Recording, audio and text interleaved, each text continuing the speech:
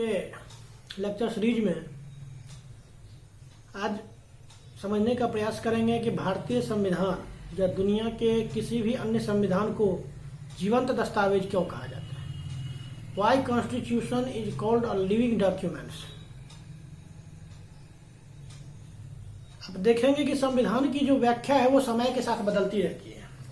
उदाहरण के लिए भारतीय संविधान को बने हुए लगभग 70 साल से ऊपर हो गए और जो व्याख्या पंडित नेहरू जी के समय में या शास्त्री जी के समय में या इंदिरा गांधी जी के समय में किसी अनुच्छेद की रही है वही व्याख्या वर्तमान में है, ऐसा अनिवार्य नहीं है। उदाहरण के लिए कि राइट टू वेल्थ या संपत्ति का अधिकार भारतीय संविधान के भाग 3 में प्रदत्त मौलिक अधिकारों में से एक था, लेकिन 44वें संशोधन के बाद उसको मौलिक अधिकार से निकाल दिया गया। वर्तमान में उसकी स्थिति यह है कि वो एक संवैधानिक अधिकार तो है लेकिन मौलिक अधिकार नहीं है। इसलिए रिट जुरिडिक्शन ऑफ जो सुप्रीम कोर्ट है वो संपत्ति के अधिकार पर लागू नहीं होगी। तो जीवंत दस्तावेज कहने का मतलब यह है या लिविंग डॉक्यूमेंट कहने का मतलब यह है कि समय के साथ संविधान की व्याख्या,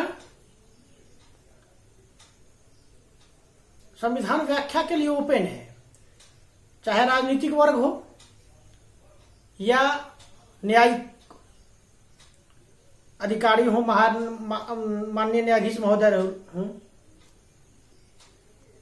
वो इसकी व्याख्या अलग अलग तरीकों से करते रहते हैं। आप सुप्रीम कोर्ट के निर्णय को ही देख लीजिए। सुप्रीम कोर्ट के इंटरप्रेशन के बाद कई मामले ऐसे हैं या कई अधिकार ऐसे हैं जो संविधान की व्याख्या अलग अलग बदलती गई है। अभी Puttaswamy versus Union of India के केस से पहले राइट टू प्राइवेसी का क्या हाल था, वो फंडामेंटल राइट की श्रेणी में नहीं आता था, लेकिन Puttaswamy versus Union of India के केस में सुप्रीम कोर्ट ने कहा कि right to privacy is a fundamental right under article 21 of Indian constitution. और उसके बाद अब उसकी जो राइट टू प्राइवेसी का जो अधिकार है वो आर्टिकल 21 के अधीन फंडामेंटल राइट है। ठीक है, ऐसे ही कई बार संविधान की व्याख्या राजनीतिक वर्ग ने भी अपने हिसाब से की है। संविधान की व्याख्या इंदिरा गांधी ने इमरजेंसी जब लगाई उस समय क्या थी, संविधान को बिल्कुल ताक पर रख करके जो आंतरिक अशांति के आधार पर इमरजेंसी लगाने की अधिकार था। सरकार ने क्या उस समय कौन सी आंतरिक अशांति फैल गई थी कि सरकार ने आंतरिक अशांति के आधार पर इमरजेंसी लगा दिया। तो राजनीतिक वर्ग और न्यायिक वर्ग दोनों ही श्रेणी के लोगों के लिए जो संविधान की व्याख्या है वो खुली है, इसलिए इसे एक जीवंत दस्तावेज कहा जाता है। जीवंत दस्तावेज कहने का जीवंत दस्तावेज या जीवित होने का मतलब बायोलॉजी के एक सिद्धांत को समझिए कि जीवित व्यक्ति या जीवित चीज वह है जो किसी भी परिस्थिति के हिसाब से रिस्पॉन्स करे या रिस्पॉन्ड करे किसी भी। भारतीय संविधान भी रिस्पॉन्ड करता है। अब देखिए, बार बार जब स्वतंत्रता के पश्चात जमींदारी प्रथा को खत्म करने की बात आई तो उसे 9th शेड्यूल में डाला गया ताकि उसकी न्यायिक समीक्षा से रोका जा सके। कई ऐसे संशोधन हुए हैं संविधान में जो मूल संविधान के जो सेक्युलरिज्म सब मूल संविधान में नहीं था, बाद में डाला गया है,